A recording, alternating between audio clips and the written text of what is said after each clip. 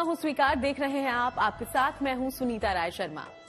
वो धाम भगवान राम का है जिस धरा पर ऋषि अगस्त्य ने अपनी तपोस्थली बनाई थी। 14 साल के अपने वनवास के दौरान भगवान श्री राम, माता सीता और भाई लक्ष्मण के साथ वहां भी उन्होंने समय बिताया था। पद्म पुराण में इस धाम के बारे में मान्यता है कि यही वो धाम है जहां भगवान राम को ऋषि अगस्त्य ने ब्रह्मास्त्र का ज्ञान दिया था। आज भी कहते हैं कि जब इस मंदिर के ऊपर आसमान में बिजली कड़कती है तो भगवान राम के साक्षात दर्शन होते हैं।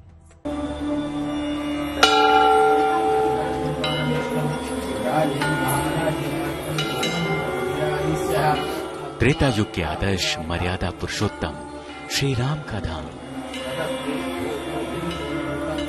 उस धाम का एक एक पत्थर राम की कहानी कहता है।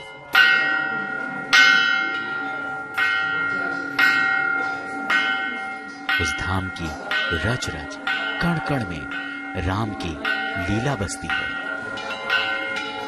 उस धाम में आज भी गूंजता है सीताराम का मंत्र।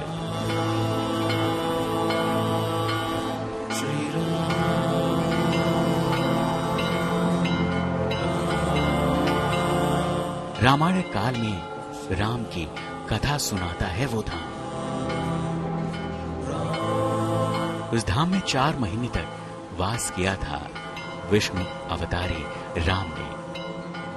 उसी धाम में मुनि अगस्त्य ने दशरथ नंदन राम को दिया था ब्रह्मास्त्र का ज्ञान।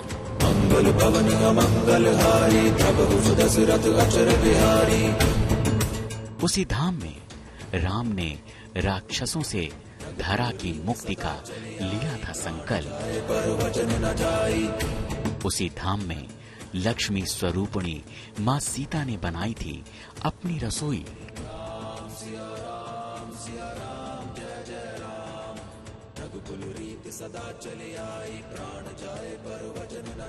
उस धाम में आज भी वानर रूप में दिखते हैं हनुमान। वो मंदिर नहीं बल्कि राम का गढ़ है जो देखने में किले जैसा प्रतीत होता है। उस धाम में राजसी स्वरूप में पूजे जाते हैं मर्यादा पुरुषोत्तम श्री राम। चांदी का आसन और चांदी के दरबार में कृष्ण स्वरूप में दिखते हैं राजा राम। सीता संग विराजमान राम यहां देते हैं कल्याण का वरदान। भगवान श्री राम का ये धाम आज विराजित है महाराष्ट्र के नागपुर जिले के रामटेक की पहाड़ी पर। भगवान राम के धाम का वर्णन वाल्मीकि रामायण में भी मिलता है और पद्म पुराण में भी। ये दोनों ही शास्त्र पौराणिक जानकारी देते हैं कि वनवास के दौरान मॉनसून की बारिश से बचने के लिए भगवान राम ने मां सीता और भाई लक्ष्मण के साथ इसी धाम में 4 महीने का समय बिताया था।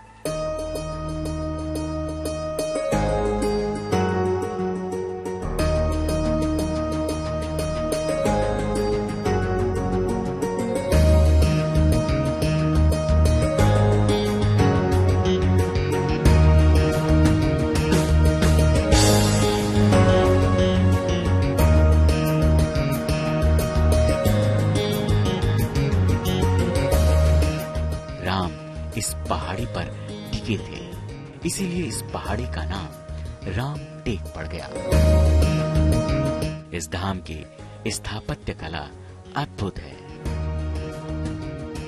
भगवान राम के चरण यहाँ पड़े थे, इसीलिए इस धाम से जुड़ी मान्यताएं और कथाएं हर युग में फैलती चली गईं। पौराणिक इतिहास इस धाम को रामायण काल से जोड़ता है। इस मंदिर का स्थापत्य इसे आधुनिक मराठा काल से संबंधित बताता है। इस धाम में आज भी ऐसी तमाम निशानियां मिलती हैं जो इस धाम को राम धाम बनाती हैं।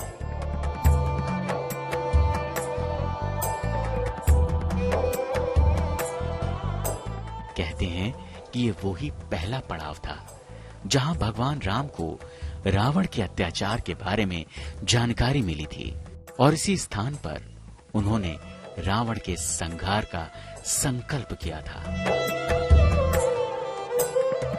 आज के इस समय में ये धाम भव्य मंदिर में तब्दील होकर एक तीर्थ की तरह पूजित है, लेकिन त्रेता युग में यहाँ केवल एक छोटी पहाड़ी हुआ करती थी। आधुनिक काल में ये पहाड़ी मराठाओं का गढ़ बना, जो धीरे धीरे भव्य और दिव्य राम धाम में बदलता चला गया। इस धाम का संबंध संस्कृत के महान कवि कालिदास से भी जुड़ता है। कहते हैं कि यही वो धाम है जहां उन्होंने मेघदूत की रचना की थी। आज ये धाम राम भक्तों के लिए पूजित धाम है, जहां लोग अपने संकट लेकर इस दरबार में आते हैं और राम अपने भक्तों को उनके कल्याण का वरदान देते हैं। भगवान श्री राम का ये धाम आध्यात्मिक ही नहीं बल्कि स्थापत्य का भी बहुत बड़ा उदाहरण है। कहते हैं इस मंदिर को बनाने में रेत का इस्तेमाल नहीं किया गया, बल्कि पत्थरों को एक के ऊपर एक रखकर बनाया गया। लेकिन फिर भी पत्थर टस से मस नहीं होते। मंदिर की दरो दीवार के चमत्कार की तरह ही इस मंदिर के कुंड में भी चमत्कार है।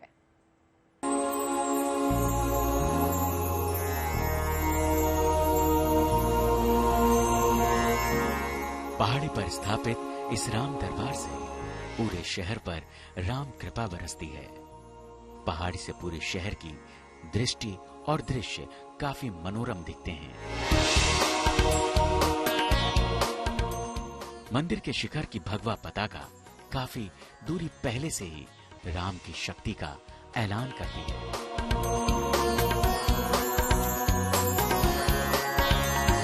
मंदिर का पौराणिक इतिहास करीब करीब 1500 साल से भी ज्यादा पुराना है, लेकिन मंदिर की आधुनिक संरचना इसे 300 साल पुरानी बताती है।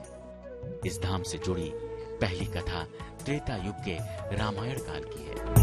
कथा कहती है कि जब प्रभु श्री राम, माँ सीता और भाई लक्ष्मण दंडकारण्य से पंचवटी की ओर बढ़ रहे थे, तब मौसम मॉनसून का था, जब आसमान में काले काले बादल घिरते हैं और घनघोर बारिश होती है। मॉनसून के इसी 4 महीने बारिश से बचने के लिए प्रभु राम ने इस पहाड़ी को अपना ठिकाना बनाया था। पौराणिक मान्यता है यही वो धाम है जहां रावण के चचेरे भाई ऋषि अगस्त्य ने भगवान राम को दिव्य अस्त्रों के साथ साथ ब्रह्म अस्त्र का भी ज्ञान दिया था। कहते हैं कि ऋषि अगस्त्य ने यहीं पर भगवान राम को उनके वनवास के मकसद के बारे में और रावण के अत्याचार के बारे में जानकारी दी थी। पद्म पुराण में इस धाम को सिंदूरागिरी नाम से बताया गया है। सिंदूरागिरी महात्म्य में उल्लेख मिलता है कि वनवास के दौरान ये पहली बार हुआ था जब ऋषि मुनियों को भोजन कराने के लिए माँ सीता ने यहीं पर अपनी रसोई बनाई थी। मंदिर की एक लोक मान्यता है कि इस धाम में जब मॉनसून में आसमान में बिजली चमकती है तो भगवान श्री राम के अक्स के दर्शन होते हैं। इस धारणा के पीछे की कथा यहाँ पर तपस्या करने वाली एक साध्वी से जुड़ी है। कहते हैं कि इस धाम में संबूक नाम की एक साध्वी तपस्या करती थी। श्री राम अहिल्या की तरह ही संबूक के निर्वाण के लिए यहाँ पधारे थे। श्री राम के यहाँ आने पर संबूक ने निर्वाण से पहले विष्णु अवतारी श्री राम से 3 वर मांगे थे। पहला तो ये कि इसके शरीर से शिवलिंग का निर्माण हो, दूसरा ये कि भगवान राम के दर्शनों से पहले इस धाम में लोग उसके दर्शन करें, और तीसरा ये कि भगवान श्री राम इस धाम में हमेशा ज्योति स्वरूप में विराजमान रहे। तभी से यहाँ के स्थानीय लोगों का मानना है कि बारिश के वक्त इस स्थान पर एक दिव्य ज्योति प्रकट होती है। तब भगवान राम के दिव्य चमत्कारी रूप के दर्शन होते हैं। इस मंदिर के रास्ते में एक स्थान का वर्णन और मिलता है। जो इस धाम को महाकवि कालिदास से जोड़ता है। कहते हैं कि तब इस स्थान को रामगिरी कहते थे और यहीं पर कालिदास ने मेघदूत महाकाव्य की रचना की थी।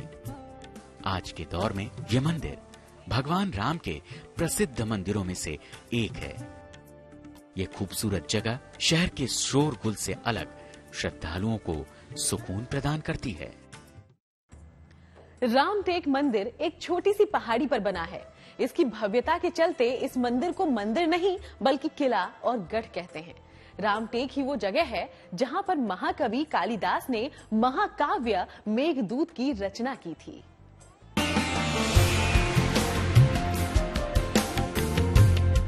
भगवान राम को समर्पित इस धाम का हर एक कोना राममय दिखता है। मंदिर ऊंचाई पर है, इसलिए नीचे पहला प्रवेश द्वार ही पीतांबर पर आस्था को जागृत करता है। लक्ष्मण द्वार से गुजरने के बाद ही मंदिर की तीर्थ यात्रा आरंभ होती है और यही नहीं, इस द्वार पर भी राम पथ के निशान तीर की मुद्रा में दिखते हैं। लक्ष्मण द्वार पर चक्र और शंख का निशान बताता है कि ये धाम भगवान विष्णु का है। हवा में लहराती भगवान राम की ध्वजा पताका और मंदिर के शिखर कलश दूर से ही इस धाम की मान्यता की बखान करते दिखते हैं। मंदिर के प्रवेश से पहले सिंदूर, प्रसाद, फूलों की दुकानें इस धाम में राम भक्तों की आस्था को विश्वास का रास्ता दिखाती हैं।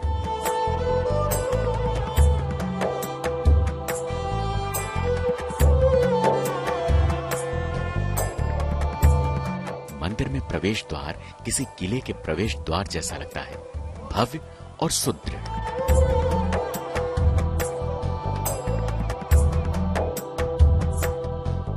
पश्चिमाभिमुखी ये दरवाजा करीब करीब 12 फीट ऊंचाई वाला है। मंदिर में प्रवेश से पहले ही राम भक्त हनुमान गणों से मुलाकात होती है। मंदिर में प्रवेश करने के बाद वातावरण राममय हो जाता है। रामटेक के इस धाम में पवन पुत्र हनुमान भी विराजित हैं। सिंदूरी चोले में विराजमान हनुमान की यहाँ 2 प्रतिमाएं दिखती हैं। साथ ही दिखता है भगवान हनुमान का अस्त्र गदा। रुद्राक्ष की माला से सजे रुद्रेश्वर त्रिपुंडधारी हैं। भगवान राम अपने इस धाम में माता सीता के साथ विराजित हैं। कृष्ण वर्ण की भगवान राम की प्रतिमा और चंदन से युक्त मां सीता का यह युगल दरबार मन मोह लेता है।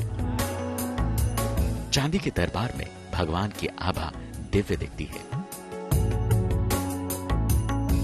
इसी राम दरबार में मराठा सरदारों के चित्र और उनके अस्त्र शस्त्र भी दिखते हैं, जो इस दरबार को और भी पौराणिक और ऐतिहासिक बना देते हैं। भगवान राम के धाम के आगे भी भाई लक्ष्मण का मंदिर सजता है, जिसे लक्ष्मण स्वामी मंदिर के नाम से जानते हैं। लक्ष्मण की भी प्रतिमा इस धाम में कृष्ण वर्ण में है, यानी कि काले पत्थर से बनाई गई है। कृष्ण वर्णी लक्ष्मण भी अपने चांदी से जड़े गर्भगृह में विराजमान हैं। भगवान राम विष्णु अवतारी हैं, इसलिए इस धाम में उनके कृष्ण अवतार की भी प्रतिमा देखने को मिलती है। भगवान कृष्ण का यहाँ युगल दरबार मन को भक्ति की भावना से भर देता है। पहाड़ी पर बने रामटेक मंदिर को गढ़ मंदिर कहते हैं। देखने में ये मंदिर कम, किला अधिक लगता है। रामटेक मंदिर का निर्माण राजा रघु भोसले ने एक किले के रूप में करवाया था। आज ये धाम तीर्थ बन चुका है, लेकिन मान्यता है कि 18वीं शताब्दी में राजा रघुजी भोसले ने छिंदवाड़ा जिले के देवगढ़ किले पर फतह के बाद इस मंदिर की स्थापना की थी। इस रामधाम के पूरब में सुर नदी बहती है।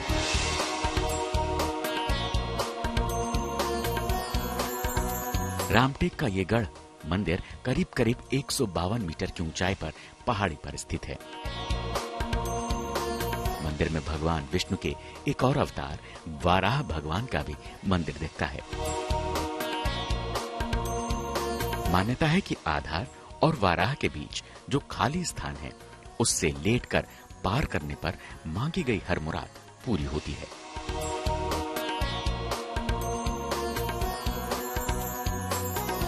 इसीलिए यहाँ ऐसा करते अनेक भक्त दिख जाते हैं।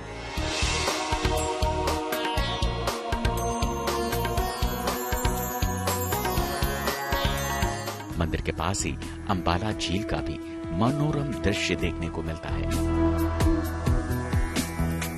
इस धाम में रामनवमी और त्रिपुरी पूर्णिमा के दिन विशाल मेला लगता है, जिसमें लाखों राम भक्त इस दरबार में अपनी मन्नत लेकर पहुंचते हैं।